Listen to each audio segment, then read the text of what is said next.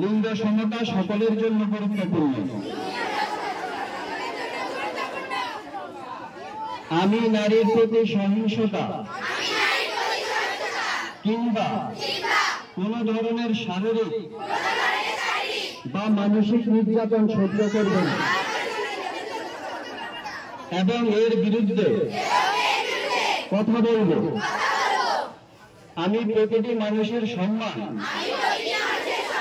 এবং অধিকারকে সমানভাবে মূল্যায়ন করব। আমি কখনো যৌতুক চাইব না বা নেব না।